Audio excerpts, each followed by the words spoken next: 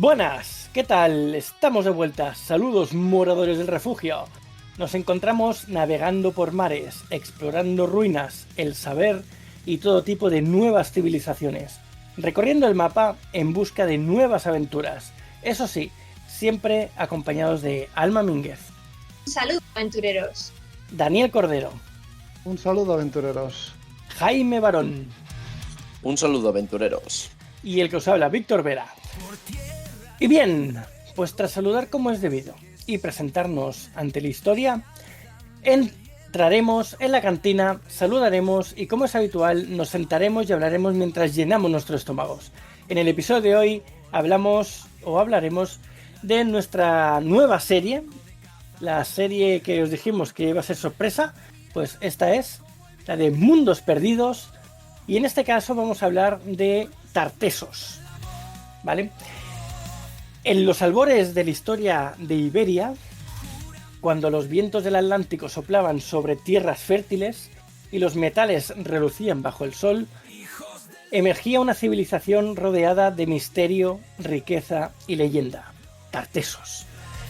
Un lugar donde el oro y la plata no solo eran tesoros, sino símbolos de poder, donde ríos como el Guadalquivir danzaban entre marismas, cargados de historias, donde los navegantes fenicios y los misteriosos reyes locales compartían leyendas que llegarían hasta los autores griegos y romanos.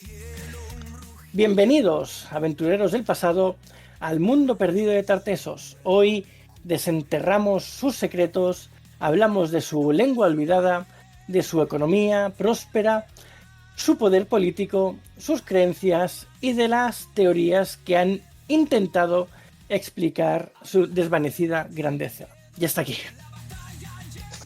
Y tras tanta charla. Lo estaba esperando. Después de tanta epicidad me voy, ¿eh? Venga. No, yo debo reconocer que, de hecho, yo estaba esperando que dijeras algo más, porque digo, ha terminado. Es que a mí ya me da también de lo que ha dicho Dani. Después de este discurso, ya incluso uno tiene miedo a hablar, porque ha estado todo estupendamente. Un poco por situarnos. Esto, si me equivoco, me corregís, pero si mal no me falla la memoria, este pueblo de los Tartessos efectivamente estaba por la zona del suroeste de la península ibérica, y sí que es cierto que en lo que se refiere al tiempo hablamos entre el siglo IX y VI antes de Cristo. Tal como dice Víctor, es un pueblo muy próspero, una economía bastante potente en el que se daba muchísima importancia a los metales tales como oro, plata y cobre. Tenían contacto con los fenicios, porque los fenicios hay que recordar que eran también grandes mercaderes de la península ibérica, y curiosamente a mí me llamó también la atención que tuvieran contacto con los griegos. Sí que es cierto que los griegos, pues obviamente también, aparte de tener una cultura guerrera, también tenían la cultura económica, también eran, por así decirlo, daban muchísima importancia a la vena mercantil y tenían muchísimo poder. O sea, me sorprende que a pesar de que tenían esa vena, tuvieran contacto con los tartesos, porque hay que tener en cuenta de que estamos hablando de la península ibérica. Y esto quiere decir que estamos hablando ya casi del océano Atlántico, mientras que los griegos son más del Mediterráneo. Por lo que no me extraña, si realmente tuvieron contacto, que se estableciera un puente entre esas ambas culturas y que al final los tartesos, perdón, gracias a estos tratos que tenían con los griegos, se abriera una ruta mercantil que conectara el océano Atlántico con el mar Mediterráneo. Jaime, de hecho fueron los griegos los que dieron a conocer de un modo tal y como nos ha llegado un poco a nosotros lo que es la civilización tartésica. Porque, ¿qué pasa? Tartesos es un pueblo que desde el punto de vista de las fuentes históricas está debatido, ¿vale? Hay una rama de la historiografía que defiende que realmente Tartesos existió como tal, y hay otros autores que defienden que no, que simplemente el pueblo tarteso era una aculturación de los indígenas de la península ibérica aculturados por los asentamientos fenicios, como puede ser el de Gadir, como puede ser todos los que hubo en la península. Son los griegos en el siglo V cuando descubren teóricamente esta historia de un pueblo totalmente avanzado, que el mismo Heródoto, Tucídides comentan en sus crónicas, del que hablan maravillas, hablan del rey Argantonio, que por cierto es en un Tartessos muy final, ya sabemos que en el 500 a.C. ya es el declive del pueblo tartésico, pero a partir del siglo VI a.C. hablan de todas estas maravillas, hablan de ríos de plata que surgían a caudales y por tanto tenía este pueblo una cantidad de dinero increíble y una cantidad de maravillas de un modo muy mítico, ¿vale? Y eso es lo que llega a nosotros un poco desde la historiografía más antigua. ¿Qué sucede? Que las fuentes arqueológicas dicen algo un poco diferente. Básicamente la península ibérica en este tiempo tenemos que entender que tiene varios focos. Tiene el foco indígena, que sería los pobladores de la península ibérica propiamente dicho. Tienen la influencia fenicia que llega a nuestras costas ya de manera bastante temprana, y después tendrá las colonias griegas, que efectivamente Grecia tuvo colonias en nuestra península, como por ejemplo puede ser Rosas, sin ir más lejos. Entonces, había una amalgama de culturas ahí y realmente la península ibérica fue un centro exportador e importador increíble de todo el Mediterráneo. Había incluso tráfico mercantil, había colonias, había asentamientos, había una amalgama de culturas y también de lo que es creencias religiosas, porque como veremos en Tartessos, tiene muchísimo que ver con la fenicia. Entonces, en este contexto encontramos este pueblo que surge ya no del 900, que has dicho tú, sino incluso antes del Bronce Final, más o menos 1300, 1200 a.C., ya tenemos determinadas referencias a nivel arqueológico de su existencia teórica, ¿vale? Llámalo como quieras, pero existe existencia material, tartésica, fenicia culturada, indígena culturada, lo que sea, dependiendo de los autores. Si vamos, por ejemplo, al Museo Arqueológico Nacional de Madrid, veremos que en la exposición permanente hay una zona dedicada a Tartessos, es decir, como tal. Entonces, pese a esta discrepancia de las fuentes, podemos decir que sí, efectivamente es un pueblo que existió y existe, sobre todo, esto es lo bonito, ¿no?, entre la realidad y el mito, que es lo que vamos a ver, yo creo, en este episodio. Y bueno, esta es la introducción. Vamos a seguir hablando porque si no cuento todo ya y no tiene gracia. Yo la verdad es que... Elocuente.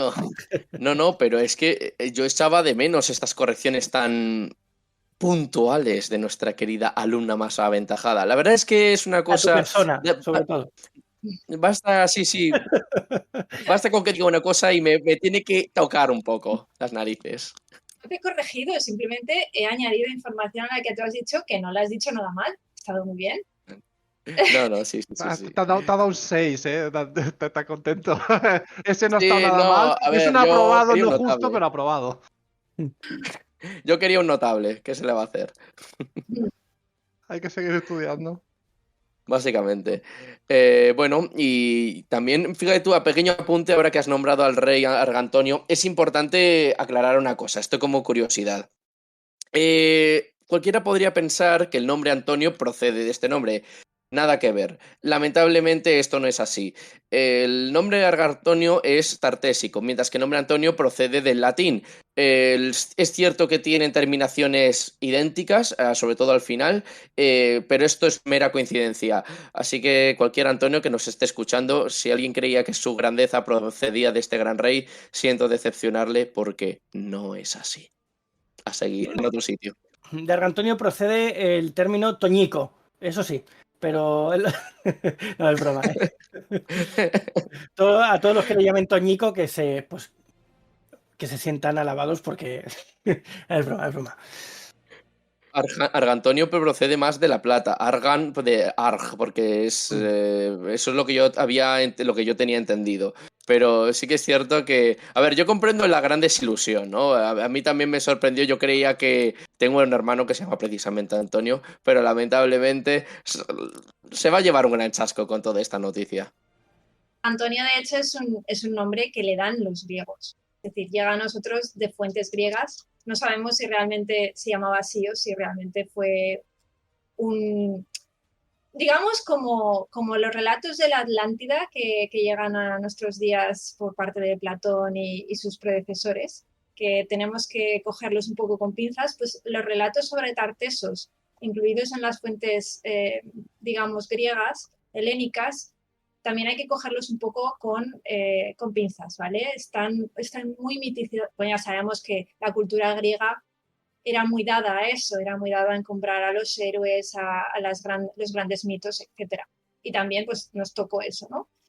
A mí me parece una historia muy chula la de Tartessos, sobre todo porque tiene un componente muy bonito, que es el componente material, que si quieres también podemos hablar de la cultura material, de su arquitectura, de los tesoros, que son muy importantes. De hecho, los tenemos aquí en este país, podemos ir a verlos al museo. Por ejemplo, el tesoro del carambolo, el tesoro de la liseda.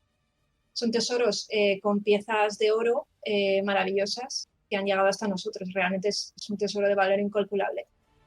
Y no solo eso, por la cultura material que dejaron, pero también por todo este mito, ¿no? que hace un poquito de lo que es la península ibérica algo todavía más interesante de lo que ya era, ¿no? Incluso se dice, que esto supongo que ya lo hablaremos más adelante, que Tartessos era una de las posibles ubicaciones para Atlántida. Esto lo hemos dicho en otras secuencias. Por ejemplo, una de las cosas, quizás me estoy adelantando, seguimos con la parte histórica. Es que quiero mezclar un poco. Hay unas cosas que se llaman las estelas de guerrero, que son unas representaciones que han llegado a nosotros de la cultura tartésica, en la que aparecen unos guerreros con su material bélico de la época y tal, con unos dibujos que se corresponden con lo que serían pues, los centros domésticos en las que vivían, ¿no? Esa es la interpretación arqueológica histórica. Pero hay quien alude a que este tipo de estelas representan esa circunferencia que hacía la sobrada y conocida mítica Atlántida y que representaba, de hecho, una de las ciudades que tenía Tartessos, ¿vale? Entonces, está muy unida al mito griego y está muy unida a la Atlántida, la misma Tartessos. Si a eso le añades toda la riqueza que tenía, porque es verdad que en Huelva, que es la zona donde se da, porque si tú has dicho que estaba en el occidente, en el extremo al oeste, el suroeste, ¿vale? Sí, justo. Sí, más o menos está en Huelva, Sevilla, ¿vale? Y Cádiz. Por ahí es por donde se mueve todo el ámbito tartésico, pero sube también un poquito más dependiendo de las épocas y también llega hasta Badajoz, para que tengáis una idea de cómo es el entramado geográfico de esta cultura. Entonces diríamos que es toda la parte de Andalucía y hacia arriba, ¿vale? En la parte del Mediterráneo, en esa época, pues tenemos los emplazamientos tanto indígenas como fenicios que ya estaban totalmente activos, es decir, llegaban las importaciones a la península, salían de aquí, por ejemplo, de la península salía mucha plata por las minas de Huelva y otros bienes, sobre todo de primera necesidad, es decir, más que cultura material ya fabricada, como pudieran ser exvotos, como pudieran ser, más que eso, salían materias primas que utilizaban el resto de las potencias mediterráneas. De hecho, por eso llegaron los romanos. Los romanos tenían mucho interés en Hispania por su riqueza. Los griegos tenían también mucho interés por su riqueza. Los fenicios por el comercio. Los fenicios eran comerciantes y encontraban aquí pues muchísimas. En resumen, había una gran amalgama de pueblos en ese momento. Y Tartessos lo que hace es una representación un poquito de todos ellos, ¿no? Porque incluso se une al ámbito griego también en algunas de sus manifestaciones. Cuando vemos, por ejemplo, sus exvotos o sus figurillas, vemos que aparece, por ejemplo, en el bronce Carriazo, que no sé si lo habéis visto, es una especie de diadema. ¿La conocéis? No. Vamos, yo Aparece no. una figura de una sacerdotisa que se piensa es Astarte.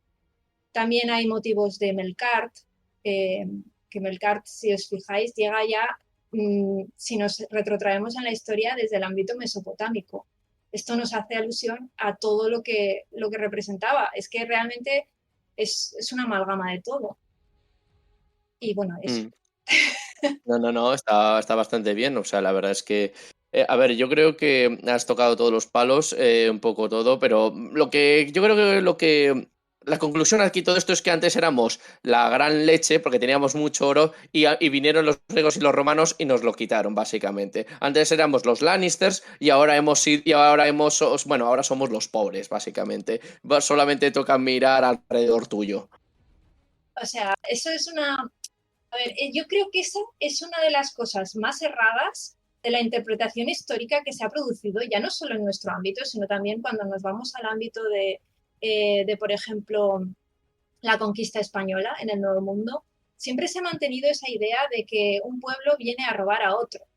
No viene a robar a otro, es decir, hay una confluencia de pueblos, hay una confluencia de guerras, tratados, asentamientos, aculturación misma de culturas. De hecho, cuando cae Tartessos, ni siquiera sabemos por qué cae exactamente.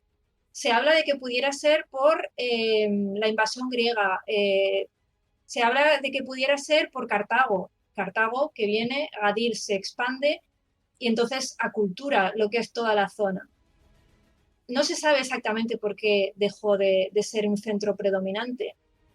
En mi humilde opinión, lo más probable es que simplemente se disgregara con el resto de culturas que ya existían y que no formaban una cosa estanca, sino que eran un dar y tomar de todas las influencias del Mediterráneo e incluso del Atlántico, si nos ponemos. Entonces, pensar así, sí, efectivamente, España era rica en materias primas, pero también otros países nos trajeron muchísimas cosas, otras zonas, otras culturas nos trajeron muchísimas cosas que han llegado a nuestro hoy y configuran toda nuestra cultura. Entonces, robaban, no robaban. Además, pensad que la manera en la que tenían en esa época de extraer los minerales de la tierra eran modos muy rudimentarios. Con ellos se podía extraer una cantidad limitada. Conforme va avanzando la historia, las tecnologías van avanzando y se va pudiendo acceder a nuevas vetas, a nuevas minas. Es decir, nadie ha acabado con ninguna reserva de nada, pero ni aquí, ni humildemente digo, en la conquista, ni en nada. Simplemente es que la historia se va reconfigurando. Entonces, yo creo que lo primero que habría que hacer es quitar esa idea, ¿no? De tan, no sé cómo decirlo. Es muy simplista esa idea. Simplemente, si nos pensamos en la historia, en todo lo que hace la historia de nuestro país, o sea, del sitio en el que vivimos, es una amalgama de tantísimas culturas desde el principio hasta ahora, que es increíble. O sea, ¿quiénes somos nosotros? ¿De dónde venimos? El test biológico que te hiciste tú, Víctor, ¿qué te decía? Pues que tenías influencias de múltiples sitios, ¿verdad? Sí. Es que aquí, en lo que es España, hemos tenido influencia de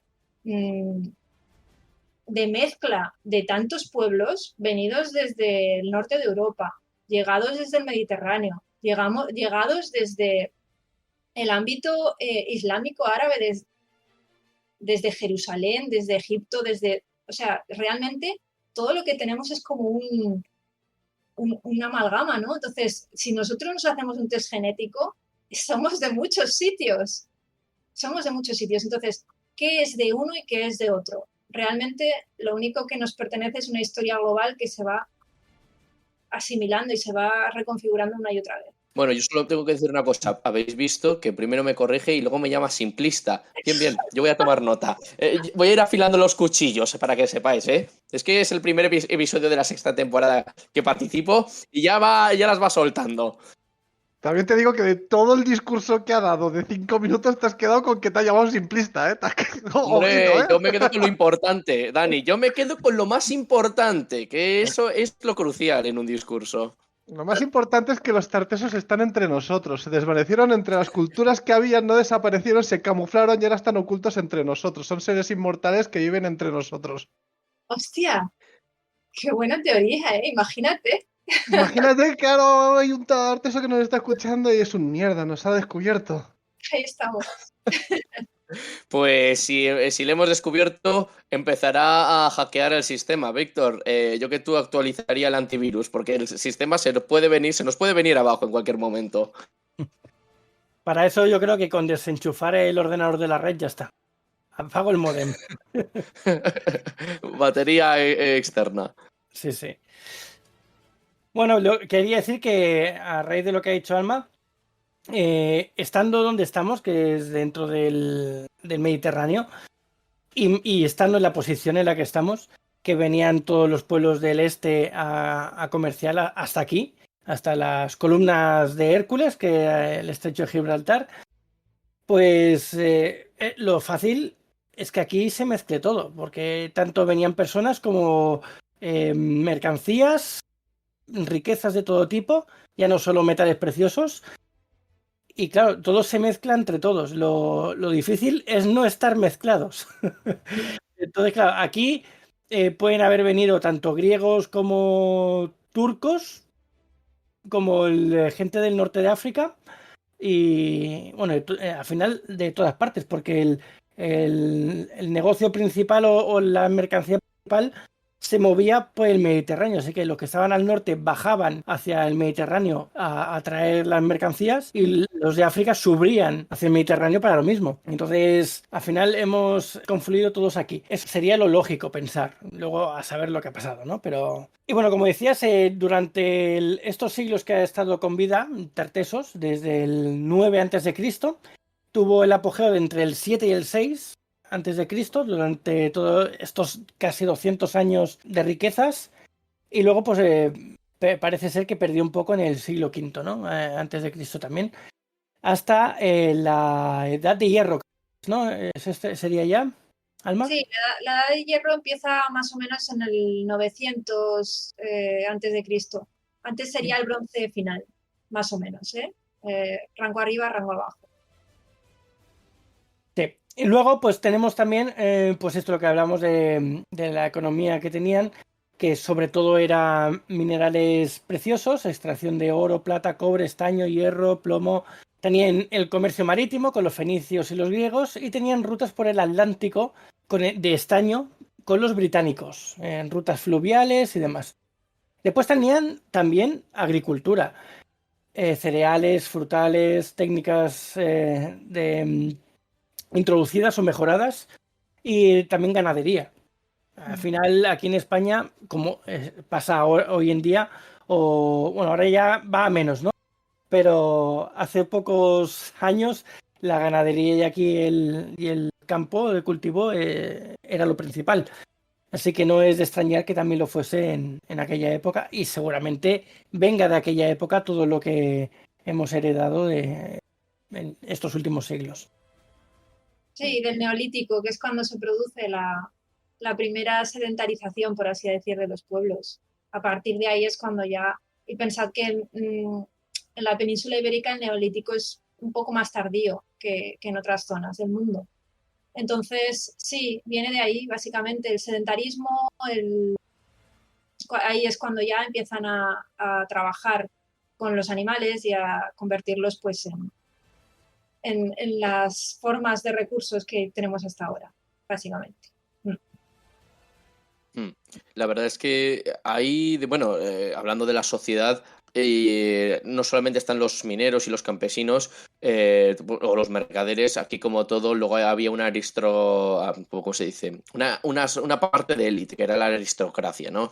Luego también está el rey, pero en el fondo es curioso, pero el modus operandi de sociedad que ellos tenían se ha ido replicando y se ha ido heredando hasta nuestros días. Eso es un poco más o menos lo único que no ha cambiado, porque obviamente han cambiado muchísimas cosas desde entonces, pero el modo en cómo se tenían ellos estructurados la sociedad sigue siendo más o menos la misma. Obviamente han ido apareciendo nuevos puestos de trabajo, nuevas oportunidades y también, por supuesto, otras formas para ganarse la vida, pero lo que viene a ser la médula espinal, pues yo diría que ha llegado a nuestros días, hasta la actualidad. Sí, yo creo que igual que la economía ha llegado desde allí, porque hoy en día también nos consideramos aquí un pueblo multicultural que bueno, sabemos que hay gente de todo el mundo por aquí y no es que rechacemos las culturas que vienen, sino que se adaptan a la nuestra y al final se hace una cultura nueva, multicultural, que es básicamente lo que nos define a todos. Igual que en la economía, yo creo que esto lo arrastramos desde entonces, porque era un punto de comercio, como he dicho, en el Mediterráneo bastante importante, y eso, lo raro era que no hubiese otras culturas navegando y comerciando en los puertos de aquí de la península. Así que es lo más normal, diría yo. Sobre todo porque si nos paramos a pensar en las civilizaciones que había por aquel entonces, muchísimo más avanzadas que la nuestra, pues sería extraño que no llegasen, ¿no? O sea, teníamos a Egipto que ya llega milenario desde al 3000 antes de Cristo ya tenemos, para que os hagáis a la idea, rastros de tecnologías que nosotros hasta el 900, 800 no llegamos a tener. Eso por un lado. Mesopotamia, por otro lado, lo podemos retrotraer hasta el 8000 antes de Cristo, para que os hagáis a la idea de cómo está el tema. Los fenicios ya navegaban por los mares cuando aquí en la península estábamos muchísimo más atrasados. De hecho, gracias a ellos llegó a nosotros muchísimas nuevas tecnologías, como el torno de alfarero y tantas otras. Es decir, hemos ido cogiendo y dando, ¿vale? Pero desde luego la península ibérica no ha sido el primer centro productor ni el primer centro exportador, ha sido un centro que estaba en el lugar geográfico perfecto, por así decirlo, porque realmente está en el Mediterráneo y no está lejos de ninguno de esos otros centros productores de la época. Está en un punto geográfico que además lo vamos a ver a lo largo de la historia, ¿eh? O sea, no solo estamos hablando de la parte sur, porque es donde más, en esta época que hablamos, es donde más se predominaba, pero después cuando ya pasó Roma, y ya vamos a ver cómo todos los pueblos del norte de Europa van a venir hasta nosotros, van a entrar y van a configurar una nueva amalgama en la península. Es decir, ya no solo hablamos de todo lo que viene del sur y del este, sino que viene del norte y también nos trae pues toda la cultura celta, toda la cultura visigoda. Los visigodos son herederos de toda la cultura del norte después de que caiga Roma. La misma Roma, que proviene de los etruscos, también se implanta en España y obviamente es una provincia muy importante de España. Entonces, obvio, o sea, es que sería raro, no, sería imposible que la península ibérica no se hubiera conformado como un centro neurálgico de transporte y de relaciones entre culturas. Y nosotros, repito, somos una amalgama de todo. A mí me parece fascinante la historia de nuestro país, por eso, porque es que somos una amalgama de todo. En otras zonas del mundo han quedado un poco más aislados por su posición geográfica, por su extensión o por su propia forma de ver las cosas. Por ejemplo, China, aunque ha tenido muchas cosas con Mongolia, con sus vecinos, digamos, siempre ha sido mucho más un pueblo totalmente apartado y que no se ha relacionado demasiado. Y que tuvo la ruta de la seda, que también hizo que muchos pueblos fuesen hasta allí y aún así. Y aún así siempre ha sido muy cerrado. Entonces, ¿qué vemos en China, por ejemplo? Pues que las modificaciones, digamos, genéticas no se han dado mucho, son muy parecidos. Nosotros somos muy distintos. Es decir, en España hoy en día te puedes encontrar una persona de rasgos muy nórdicos, como puedo ser yo, de piel blanca, ojos azules. Te puedes encontrar una persona de rasgos pues digamos, más del este, con la piel más bronceada, de cabellos negros, y estamos todos igual, o sea, estamos todos como mezclados, ¿no? Y esto se debe a esta amalgama de culturas que hemos visto ya prácticamente desde el Neolítico o desde la primera edad del bronce. Lo primero que podemos ver es el nombre de las ciudades que tenemos. Sí. Provienen la gran mayoría de... La mayor parte provienen del ámbito romano. Ya del ámbito romano o después de la modificación sobre las palabras romanas que hicieron, por ejemplo, el mundo islámico. Por ejemplo, Caesar Augusta es Zaragoza. De Caesar Augusta a Zaragoza pasó por la vertiente islámica, ¿vale? Y llega hasta nosotros Zaragoza.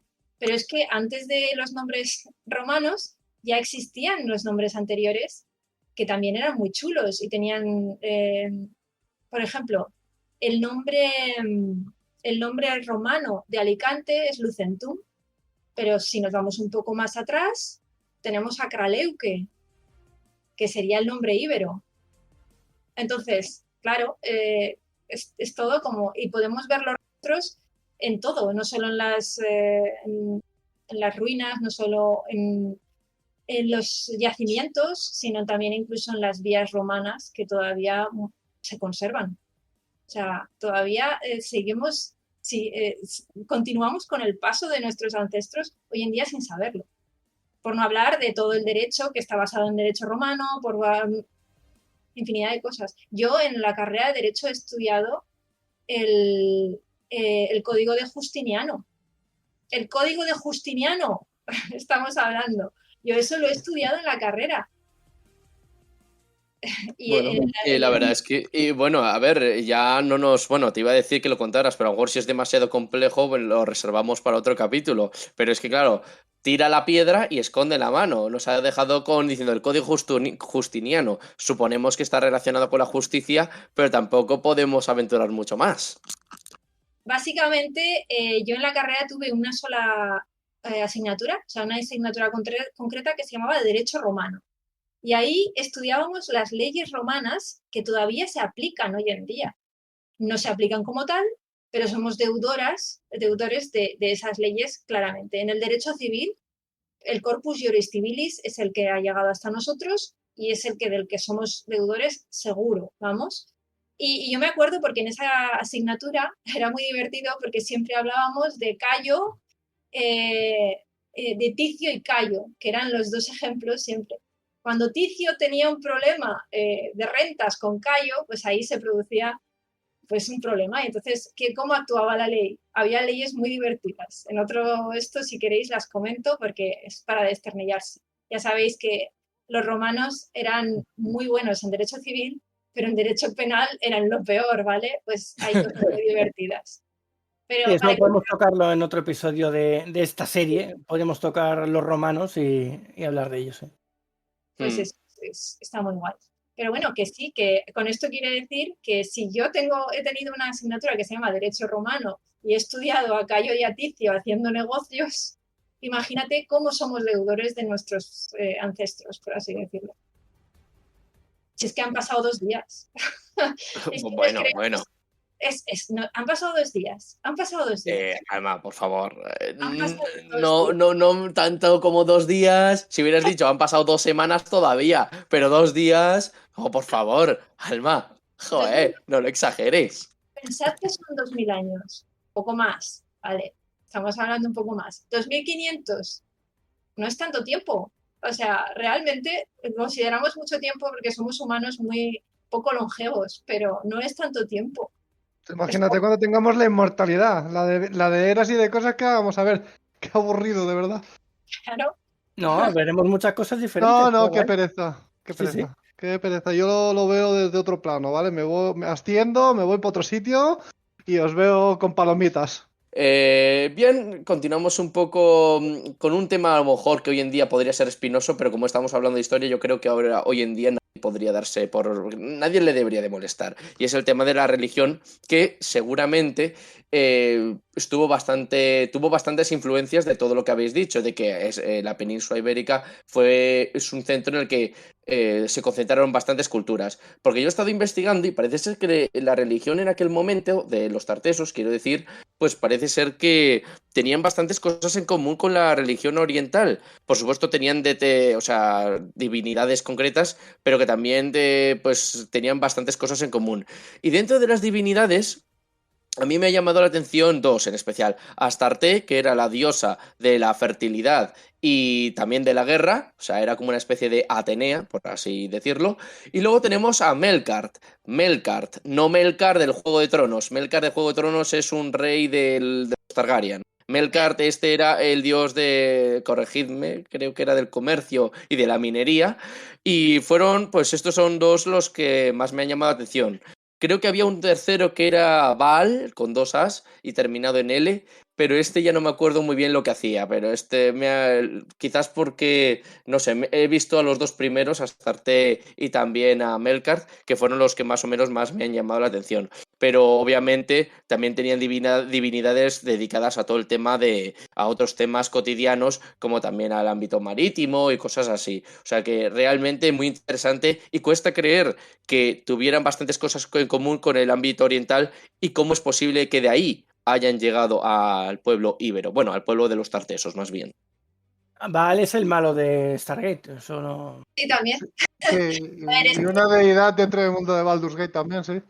que nada está, no inventamos nada. Muchas de las cosas que aparecen en la ciencia ficción y en la fantasía están cogidas de la mitología y de la historia. Eso me he dado cuenta infinidad de veces. Yo Sí, cuando pero leí lo de Baal, después de Dungeons and Dragons, Baldur's Gate y demás, me dejó un poco, digo, mira, ya sé dónde lo han sacado. es que todas no te sorprendieron. estas deidades que has nombrado, Jaime, son del ámbito fenicio, ¿vale? Pero no son suyas tampoco, no las inventaron ellos, o sea, ellos las han reacondicionado. Llegan desde Mesopotamia. Baal es un dios mesopotámico, por así decirlo. Entonces, incluso el cristianismo que conocemos bebe de estas deidades que llegan ya desde Uruk, que llegan ya desde el reino de Ur. Entonces, con eso es muy claro, ¿no? Sí, tenemos todo el ámbito fenicio, de hecho es que Tartessos está directamente relacionado con el ámbito fenicio. Pero es que no se acaba ahí, es que si tiras del hilo llega más atrás todavía. Luego podemos seguir con la lingüística que tenían, ¿eh? Se supone que Tartesos tuvo una lengua propia, ¿vale? El tartésico, distinto de las lenguas ibéricas de los pueblos vecinos, y que es poco conocido, fragmentario. Y tiene una escritura, o tenía una escritura todavía no descifrada plenamente, que se han hallado algunas inscripciones atribuidas al tartésico, ¿vale? Luego tenían eso, muchas influencias del fenicio y demás. Hay un poquito de amalgama también de todo. Y nos falta la piedra roseta para Tartessos, para poder hacer las traducciones. No tenemos, no la tenemos. Hombre, teniendo en cuenta, es que claro, hay aspectos positivos y también aspectos negativos de que seamos el centro de varias culturas. Lo bueno es que tenemos bastantes cosas, aprendemos muchas de diferentes culturas, pero el problema es que de haber tantos cruces es que se pierden muchas cosas del pasado. Probablemente con el paso de todos los pueblos que han pasado, griegos, romanos, luego el Islam y bueno, los vikingos también, no nos olvidemos de los visigodos, me he colado, los visigodos, no los vikingos. Los vikingos eran más del norte. Pues resulta que, claro, como han pasado tantos pueblos, pues quieras o no, pues lo que tú has dicho, la piedra roseta y muchos otros documentos se han ido perdiendo inevitablemente por el camino. Que sí que es cierto que hemos aprendido muchas otras técnicas y muchas otras cosas de esas culturas, pero claro, todo tiene sus pros y sus contras. Interesante acudir al mito, acudir al mito griego a ver qué decían los griegos sobre Tartesos. Voy a buscarlo porque no me acuerdo, pero podéis seguir hablando mientras. Vale, puedes preguntar a Zeus a ver si te ayuda un poco con eso. Luego, a ver, al final, una teoría que, claro, como estaban tan íntimamente ligados al final tartesos y fenicios, que otra teoría que explica más o menos la desaparición, por así de explicarlo, de los tartesos, es que se mezclaron con los fenicios y como que los fenicios los absorbieron. Esa es otra teoría a destacar, porque sí que es cierto que se ha mencionado que si los griegos, que si los romanos, o que al final desaparecieron por algún tipo de catástrofe, pero que esta es una cuarta teoría que yo creo que esta es la más plausible. Al final, un pueblo no es que desaparezca como tal. En el fondo es como las empresas de hoy en día. Las empresas obviamente pueden quebrar, pero al final lo que suele suceder es que alguien las compra, se fusionan, otra queda absorbida por otra, por la más grande. En fin, no vamos a entrar en ese tema porque también da para otro capítulo entero. Al final, las dos teorías, las mejores, que están entre nosotros a día de hoy todavía, que yo no la descarto, o que volvieron a la Atlántida. Dijeron, ya me he cansado, nos volvemos. Puede ser. A Mira, no ser que la Atlántida fuese una de las ciudades de los tartesos. Vale, pues entonces la propia Atlántida dijo, ya nos vamos de aquí. Cogieron y se fueron con la ciudad incluida. sí, estaría Como bien. Stargate. Claro, claro. Al final, ¿por qué no podía ser una especie de nave espacial? A ver, a Antonio decían, bueno, significa hombre de plata, eso es verdad. Y decían que vivió 120 años. O sea, que ya le atribuían los griegos una longevidad antinatural. O sea, ya le atribuían una condición de héroe, ¿no? Incluso, por lo que veo aquí, se le asocia con Hércules. Entonces, quiero decir, hay cosas muy interesantes. Si te pones a leer todas estas cositas, está chulo. Sí, se dice que reinó durante 80 años, así que... Pero si tiene 120, claro, le dio tiempo. Pues, Está ostras, guay. 80 años. Es que me recuerda también a Ramsés II, que fue también, bueno, esto ya es nos pasamos a Egipto, pero Ramsés II fue un faraón que también vivió muchos años. Y ya no me acuerdo qué edad tenía cuando murió, pero fue de los faraones más longevos de toda la historia de Egipto. Y muchos especularon de que había alcanzado pues eso, la inmortalidad o que había bebido o algún tipo de brebaje para tener una vida más larga, etcétera. En fin, que no es de extrañar porque los egipcios eran bastante lo que dice Alma, tenían pues una medicina más avanzada y preparaban sus pócimas, entonces no es de extrañar que en algún momento pues alguien hiciera algún tipo de trampa por el camino. Y yo digo, si Heródoto fue el Platón de la Atlántida con Tartesos, Sí, Sí, realmente, ¿no? realmente sí. A ver, tal y como nos lo muestra, podemos decir que sí, ¿no? Que fue el Platón de la Atlántida con Tartesos, realmente.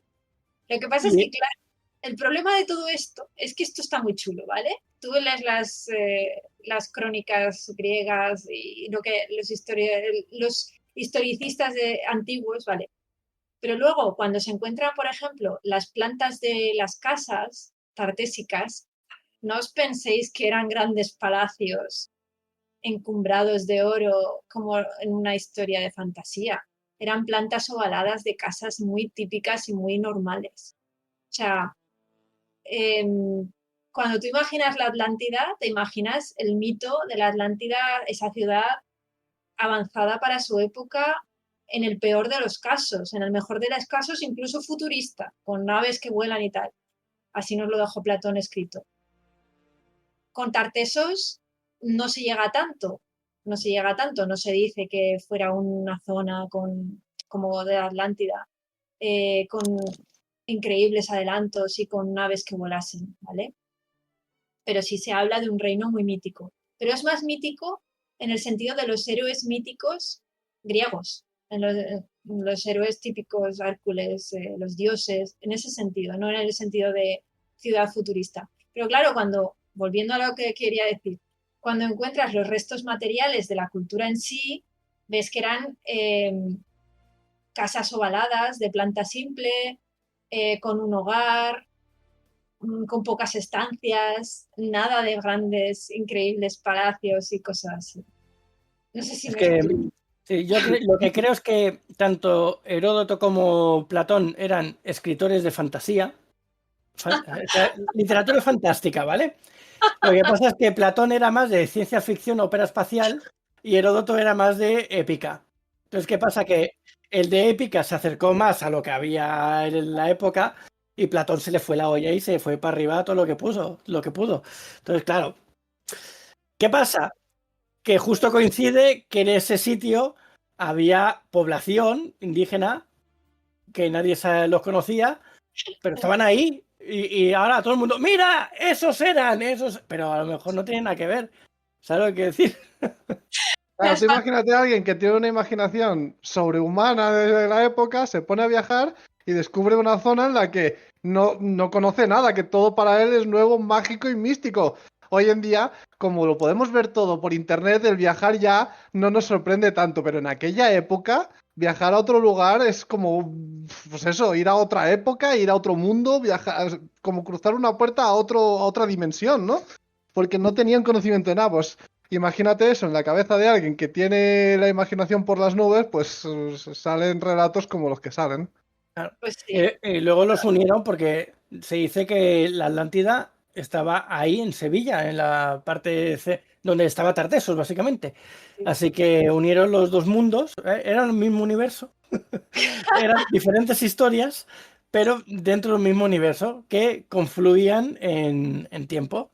Como Marvel. Y a lo mejor es lo mismo, pero visto desde la perspectiva de ojos diferentes. De alguien lo vio como más fantasioso, mágico, y el otro lo vio como algo más futurista que, como tú dices, se le debió ir la olla escribiendo a lo de las cosas que naves que vuelan, o no, o a lo mejor sí que había alguna nave espacial y la vio y ya está, todos ahí volábamos.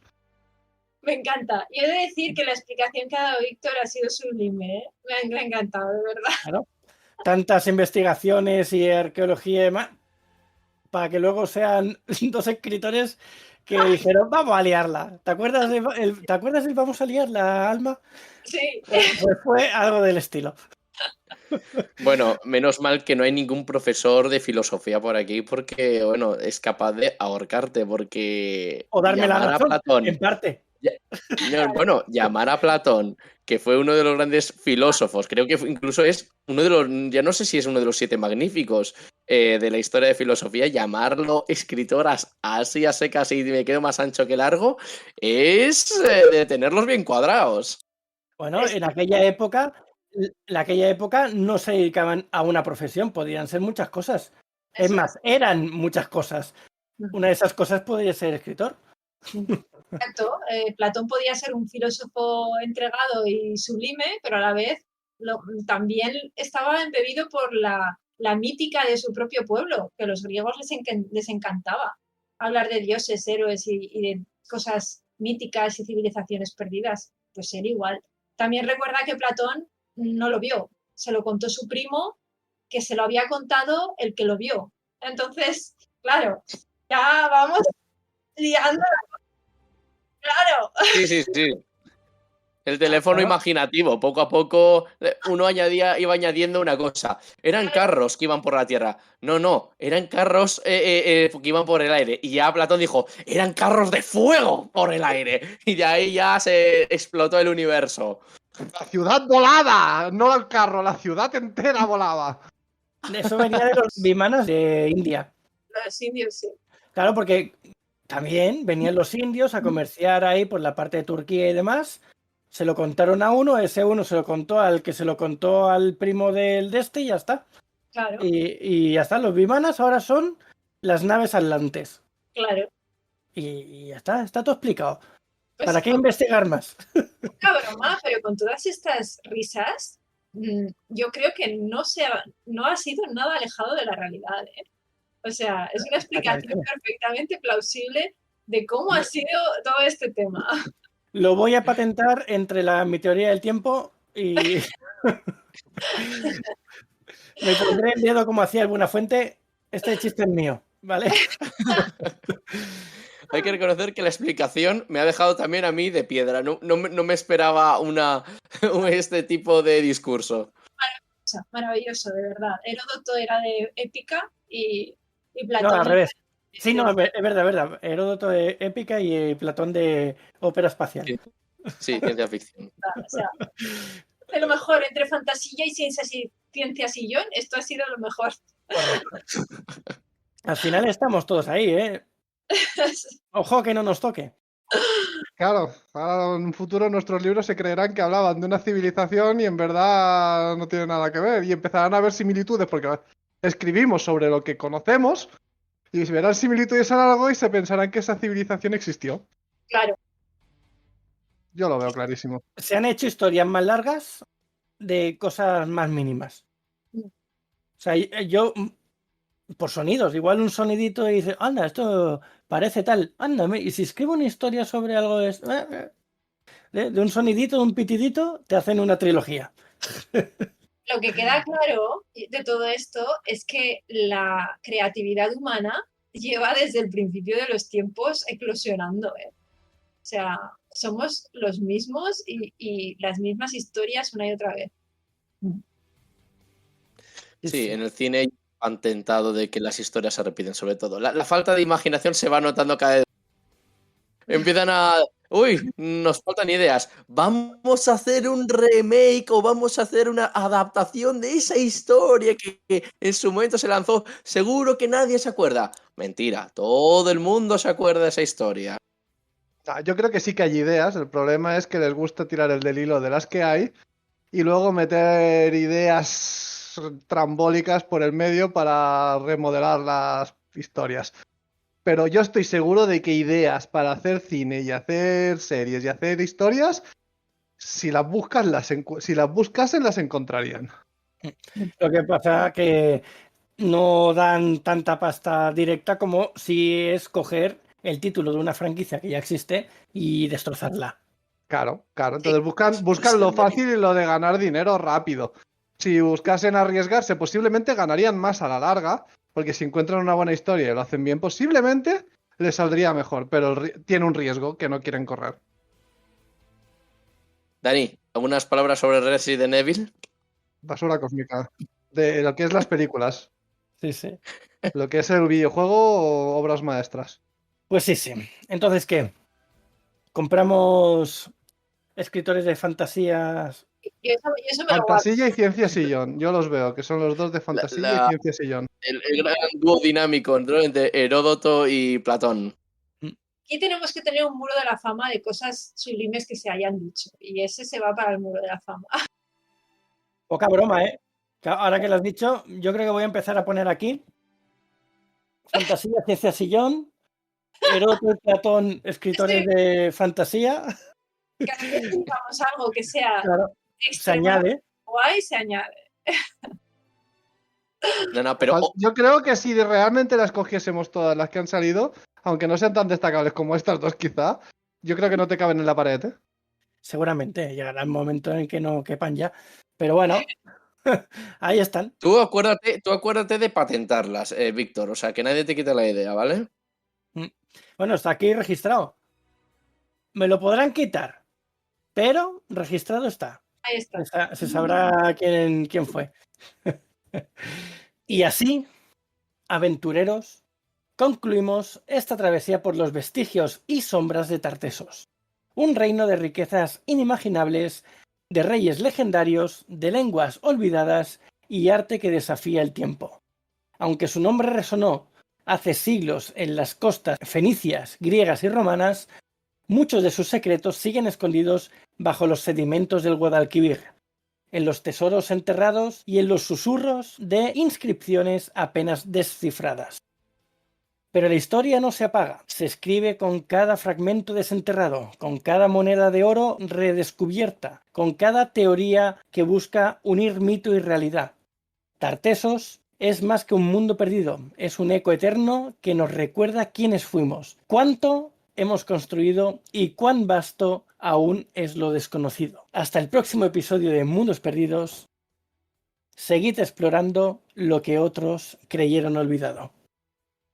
Y tras tanta charla y llenar nuestros estómagos de deliciosa comida y bebida, abandonaremos la cantina en busca de alguna otra aventura o civilización. Pero no antes de deciros alguna de nuestras redes sociales para contactarnos. Podéis escucharnos en directo cada semana en nuestro Twitch, saga-galdin, donde grabamos cada episodio y tenemos el chat para que nos comentéis cositas durante el directo. Luego tenéis el servidor de Discord, que es a Galdin, o tenéis el link en el chat de Twitch. Luego el Instagram y el TikTok de Alma es @alma_mínguez. El de Jaime es @jbarongrau_b. Y tanto a Daniel como a mí nos podéis encontrar como Saga Galdin en cualquier red social. Muchas gracias por escucharnos y nos vemos pronto en el siguiente programa de Refugio el Aventurero. ¡Buen viaje, aventureros! Pues muchas gracias por escucharnos una semana más y nos vemos la semana que viene, aventureros. Muchas gracias por estar una semana más con nosotros y hasta la semana que viene, aventureros. Lo dicho, muchas gracias por habernos acompañado en esta aventura del pasado y nos vemos en la Atlántida. Hasta próxima. Hijos del orbe legendario, portadores de la verdad. El fuego y el acero arden en su eterna voluntad. Renit alza su poder con Artak tras su estela. Más bala en la sombra, traiciona su casta.